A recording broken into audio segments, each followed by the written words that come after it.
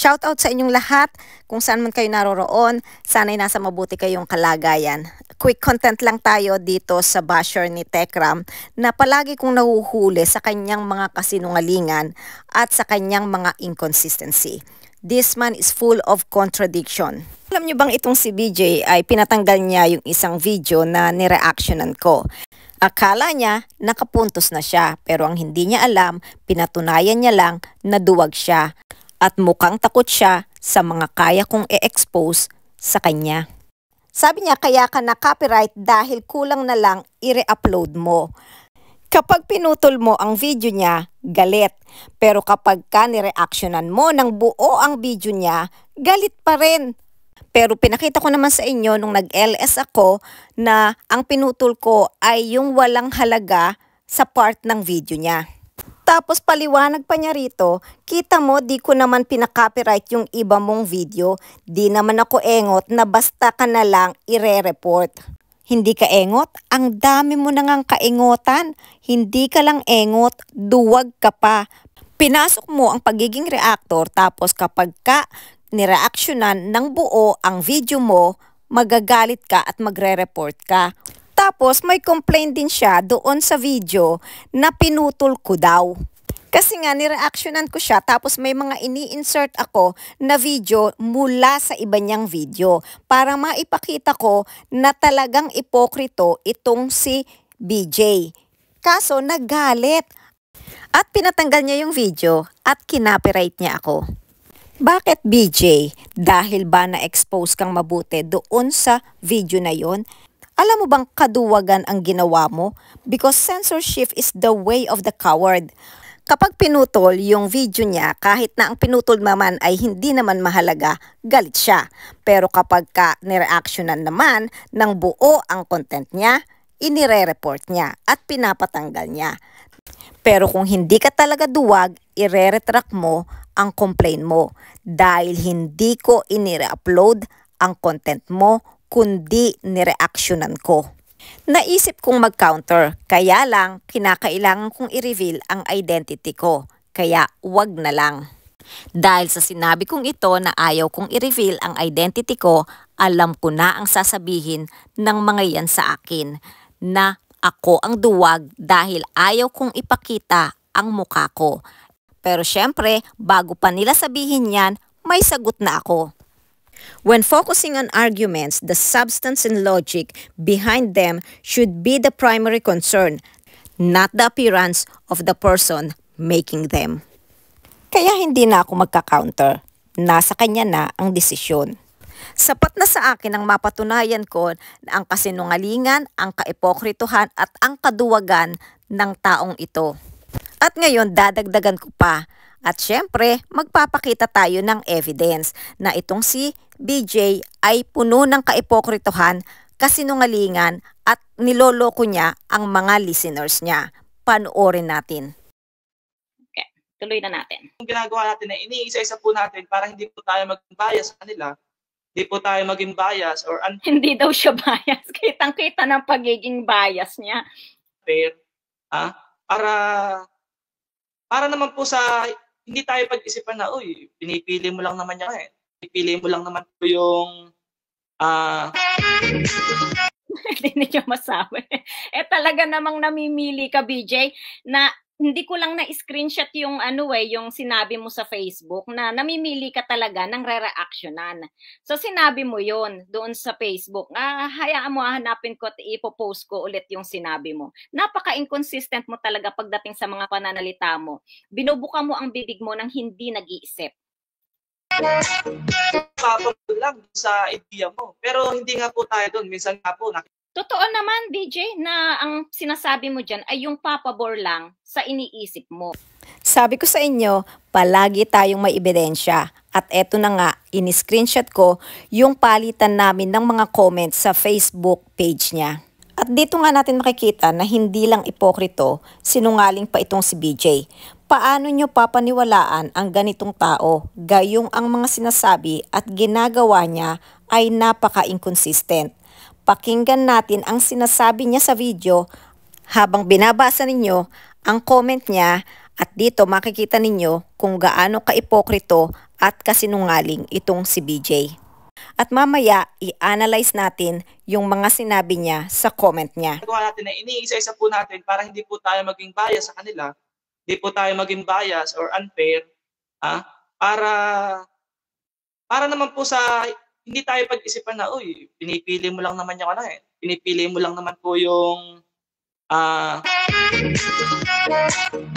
papabor lang dun sa ideya mo. Pero hindi nga po tayo dun. Minsan nga po, napapansin po ninyo, binibigyan ko pa po sila ng points kapag nakikita ko, may point ka dyan, di ba? Nakikita nyo po yun. Okay, isa-isahin na natin i-analyze yung mga sinabi niya at unahin na natin itong nasa dulo, yung sinabi niya na nagbibigay daw siya ng points. Tama, nagbibigay siya ng points, but still, isang video lang ang nire-reactionan mo. Doon ka magbibigay ng points. Ibig sabihin, pinipili mo pa rin yung video na bibigyan mo ng points at bibigyan mo ng reaction mo. Hindi mo tinitingnan at kinukuha ang ibang video katulad ng mga video ni Daisy at ni Stephen. So, ibig sabihin, bias ka pa rin. Kasi nga, ang binibigyan mo lang ng points ay yung nasa video ng manalastas pero hindi ka nagko-comment or hindi ka nagre-react sa mga video ni Daisy o mga post ni Stephen. Dahil nga, namimili ka ng re-reactionan. Ang sabi mo, para hindi kayo pag-isipan na namimili. Pero ayan, pinatunayan mo na namimili ka. Sabi mo pa nga, take note, namimili lang ako ng nire-reactionan. Ang linaw, hindi ba? Pero sa video, ang sinasabi mo, hindi ka namimili. Di ba inconsistent, BJ? So paano ka namin papaniwalaan, BJ? Napaka-inconsistent ng mga sinasabi mo. Bumubuka ang bibig mo nang hindi ka nag-iisip. Kaya palagi kitang nahuhuli sa mga sinasabi mo na napaka-inconsistent at napaka-sinungaling mo. Tulad na lang nung una, sabi mo, hindi ka siguro magre-react sa mga reactors, pero nag-react ka din. Pangalawa, ang sabi mo kay Dave ka lang nakafocus at wala kang pakialam sa mga wakwak. Kaya tuloy, yung isang follower mo, iyon ang na-pick up.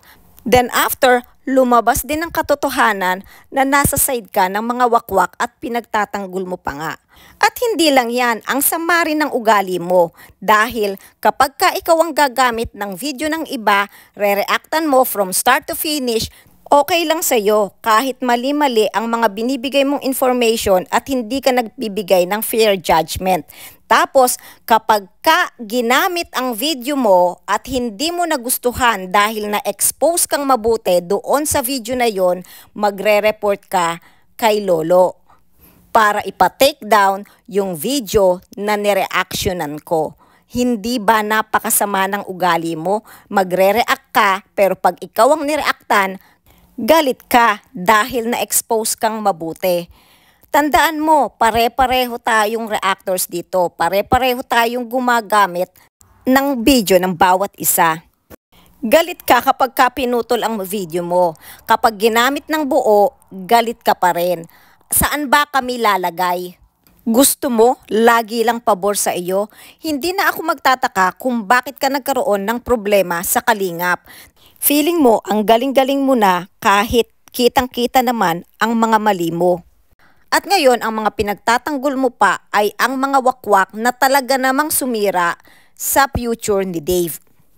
Medyo mahirap intindihin yung wordings niya rito, pero intindihin na lang natin, okay? Sabi niya rito, take note, bakit ko sila i-content? Ay focus ako sa pagsagot sa mga reactor na kunwari nasa tama pero kahit mali na, defend pa din. Basta malakas ang views. Now, ang tanong ko sa iyo, paano mo naman nalaman na mali kami at kayo ang tama? Gayong kami nagbibigay ng evidence, ikaw nagbibigay lang ng opinion. Tandaan ninyo, evidence is more honor than opinion. Ibig sabihin, factual evidence is more reliable and trustworthy than personal opinions. At sabi mo nga pala dati, ang mga wakwak ay hindi kilala. Kaya ba hindi mo sila nire-reactionan dahil hindi sila kilala at ang manalastas ay kilala? So, mas maraming views ang hahakutin mo kesa sa mga wakwak dahil nga sasawsawan mo ang issue ng manalastas. Kahit na maraming bashers, okay lang kasi nga ang views ay hahatak pa rin pagdating sa pera. Okay, diretso natin yung comment niya. Take note, namimili lang ako ng nire-reactionan. Di ako napatol sa mga mura lang ang alam. Pinapatulan ni BJ ang mga content natin at ang mga content ng manalastas. Pero hindi niya pinapatulan ang content ni Daisy at post ni Stephen. So, ibig sabihin pala, kaya pala hindi niya kino-content at hindi niya pinapatulan kasi mura lang ang alam nila. So, it means, kinampihan niya lang pero hindi niya papatulan yung mga content nila dahil mura lang at dahil nga makikita niya ang mga mali. Siyempre, kapag mura, mas maraming damage. Kaya pala itong si BJ hindi napatol sa mga mura lang ang alam. Kasi nga, ang mga wakwak, mura lang ang alam. At natatakot siya na makita niya yung damage na ginawa ng mga wakwak kay Dave. I-expect na natin na sasabihin nitong si BJ na tinitwist natin ang sinasabi niya. Pero ina-analyze lang naman natin at ini-interpret ang bawat salitang sinasabi niya. Kasi nga, tayo yung nire-reactionan niya. Ang hindi niya nire-reactionan ay ang mga wakwak. So, pag inanalyze mo talaga yung wordings niya dito, ang ibig sabihin, ang mura ay ang mga wakwak at tayo ay may laman ang mga sinasabi natin kaya nire-reactionan niya. So, ibig sabihin, namimili talaga siya ng nire-reactionan. At di talaga siya pumapatol sa mga mura lang ang alam. Tapos, pumapatol siya sa atin. So, hindi tayo mura. O paano ba yan? Meron na naman tayong ebidensya. At nakita natin na itong basher ni Tekram, isang ipokrito, sinungaling, at inconsistent sa mga sinasabi niya at ginagawa niya. So dapat pa bang paniwalaan ng ganitong tao? Sa mga undecided, nakikita ninyo ang lahat ng mga evidence na inilalatag namin. Samantalang sa kabila, puro opinion lang sila. Tandaan nyo, evidence being based on objective data and verifiable facts carries more weight and credibility than someone's subjective viewpoint or belief. Hanggang dito na lang muna tayo. Hanggang sa muli. This is Ecclesiastico. Thank you for listening. Take care and God bless. Bye!